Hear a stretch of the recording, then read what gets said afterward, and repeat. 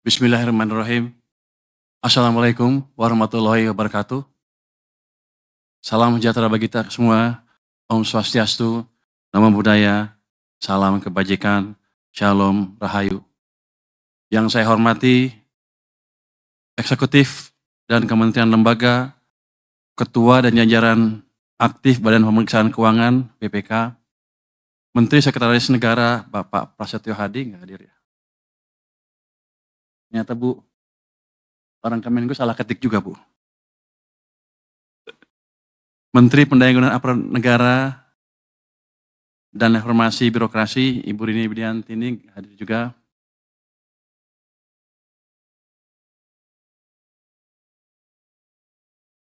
Menteri Koordinator Bidang Perekonomian, Bapak Erlangga Hartarto. Menteri Koordinator Bidang Pangan, Bapak Zulkifli Hasan yang tidak hadir juga.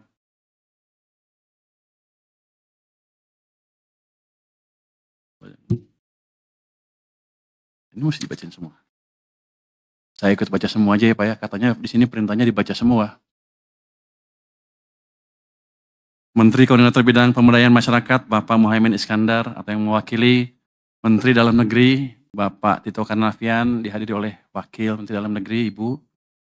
Menteri Luar Negeri, Bapak Sugiono, atau yang mewakili Kepala Kepolisian Negara Republik Indonesia, Bapak Listio Sigit Prabowo, atau yang mewakili Jaksa Agung Republik Indonesia, Bapak Sani Tiar Burhanuddin, atau yang mewakili Menteri Pertahanan Republik Indonesia, Bapak Syafri Samsudin, atau yang mewakili Menteri Hukum dan Hak Asasi Manusia, Bapak Supratman Andi Aktas, atau yang mewakili Menteri Kesehatan Republik Indonesia, Bapak Budi Gunadi Sadikin, atau yang mewakili Anggota 2 Badan Pemeriksa Keuangan, Bapak Daniel Lumban Tobing, Ketua Harian Dewan Energi Nasional sekaligus Menteri Energi dan Sumber Daya Mineral, Bapak Bahlil Lahadalia, atau yang mewakili Wakil Kepala BPKP, Ibu Agustina Arumsari, atau yang mewakili Pimpinan DPR RI, Ibu Puan Maharani, atau yang mewakili Pimpinan Badan Anggota DPR, Bapak Muhyiddin M. Said,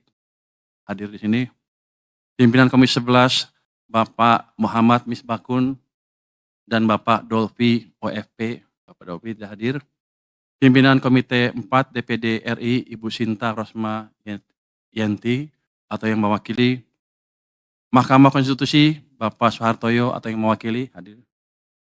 Ketua Komisi Yudisial, Bapak Amzulian Rifai, atau yang mewakili Otoritas Jasa Keuangan, diwakili oleh Bapak Dian Edinare dan Ibu Frederika Widyasari Dewi. Pelaksana tugas Ketua Lembaga Penjamin Simpanan LPS, Pak Didi Madiono. Kepala Indonesia Investment Authority, Bapak Rida DM Wirakusuma, atau yang mewakili.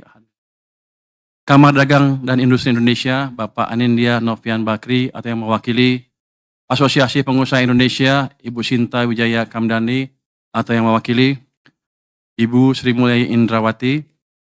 Para Menteri Keuangan dan para Wakil Menteri Keuangan dan pejabat eselon 1 Kementerian Keuangan beserta jajaran, para pimpinan Special Mission Vehicles Kementerian Keuangan, seluruh pegawai dan non-pegawai Kementerian Keuangan, serta masyarakat luas yang mengikuti acara ini melalui kanal media online, dan para tamu undangan dan hadirin sekalian.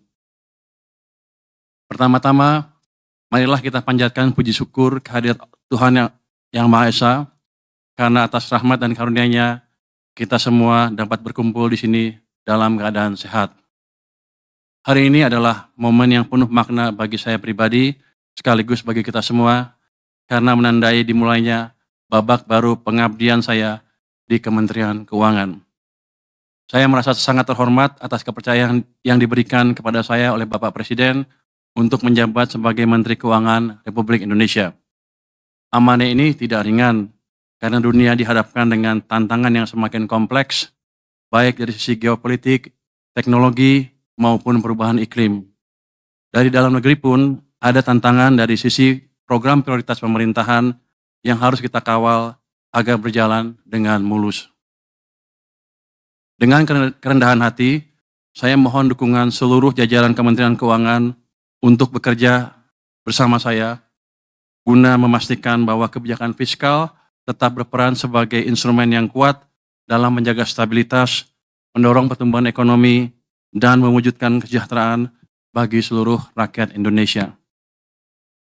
Bapak, Ibu, dan para hadirin yang saya hormati, izinkan saya menyampaikan rasa hormat dan apresiasi setinggi-tingginya kepada Ibu Sri Mulyani Indrawati. Di bawah kepemimpinan beliau, Kementerian Keuangan berhasil menjaga stabilitas fiskal Indonesia di tengah dinamika global, melakukan efisiensi anggaran, dan mengawal program-program prioritas pemerintah hingga RAPBN 2026.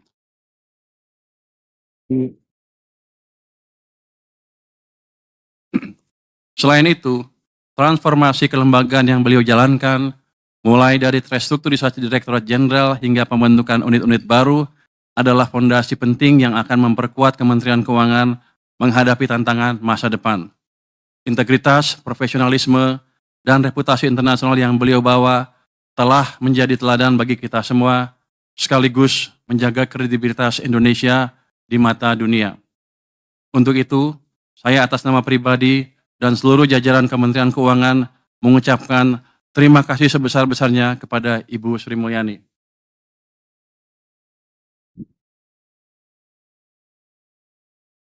Sebelum menyampaikan langkah ke depan, saya ingin mengajak kita semua untuk sejenak mengingat tantangan-tantangan yang sudah dilalui oleh Kementerian Keuangan. Tantangan terbesar adalah pandemi COVID-19. Saya yakin semua masih ingat pandemi COVID-19 yang awalnya adalah krisis kesehatan, kemudian berkembang menjadi krisis ekonomi. Lalu terjadi juga perang di Ukraina yang membuat tantangan perekonomian global semakin berat. Di saat krisis tersebut, saya ingat kita berusaha sangat keras melakukan langkah-langkah luar biasa untuk memastikan bahwa perekonomian kita tetap bergerak yang dikemas dalam program pemulihan ekonomi nasional atau PEN.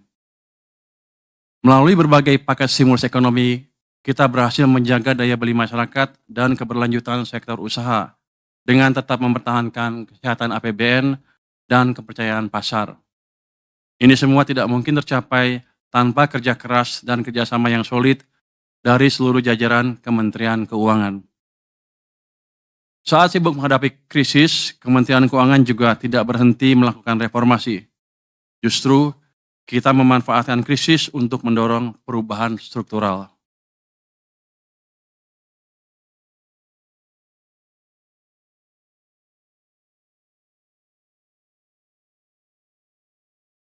Beberapa revisi undang-undang krusial pun lahir, di antaranya Omnibus Law Undang-Undang tentang Harmonisasi Peraturan Perpajakan, Undang-Undang tentang Hubungan Keuangan antara Pemerintah Pusat dan Pemerintah Daerah, dan Undang-Undang tentang Pengembangan dan Penguatan Sektor Keuangan.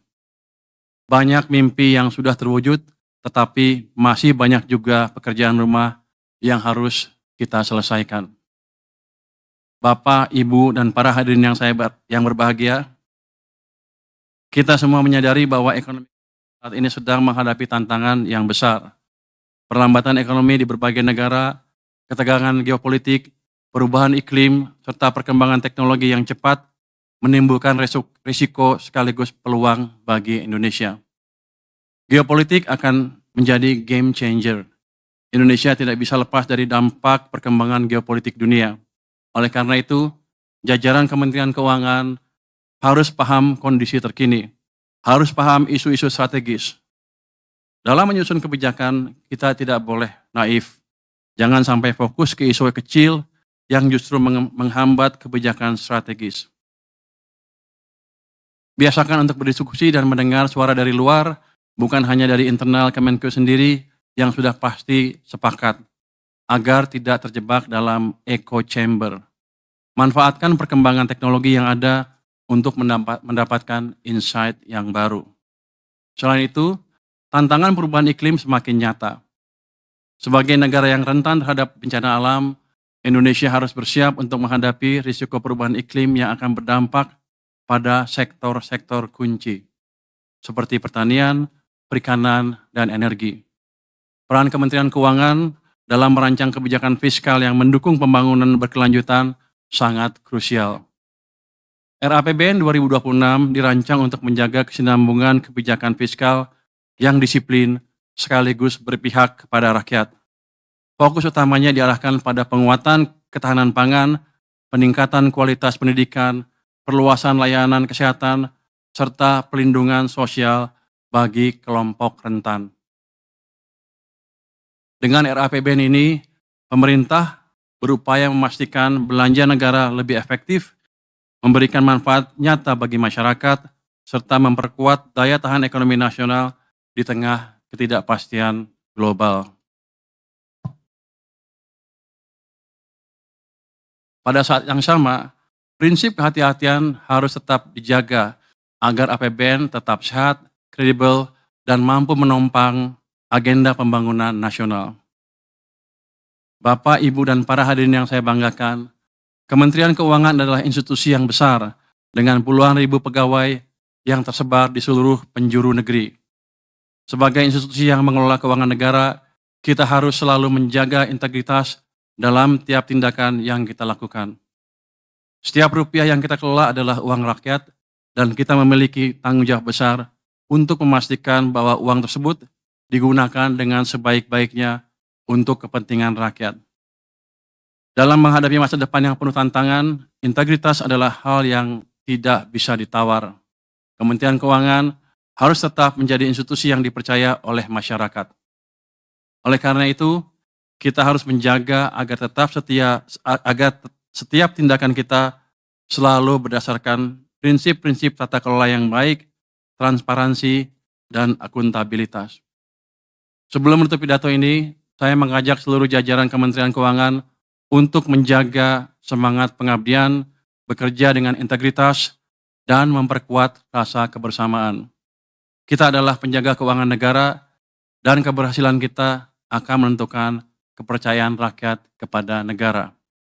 Sekali lagi, dengan penuh kerendahan hati, saya memohon dukungan dari seluruh pegawai Kementerian Keuangan, karena saya percaya bahwa hanya dengan kerjasama, sinergi, dan ketulusan, kita mampu menjalankan amanah besar ini. Semoga Allah Subhanahu wa Ta'ala senantiasa memberikan bimbingan dan kekuatan kepada kita semua. Wassalamualaikum warahmatullahi wabarakatuh.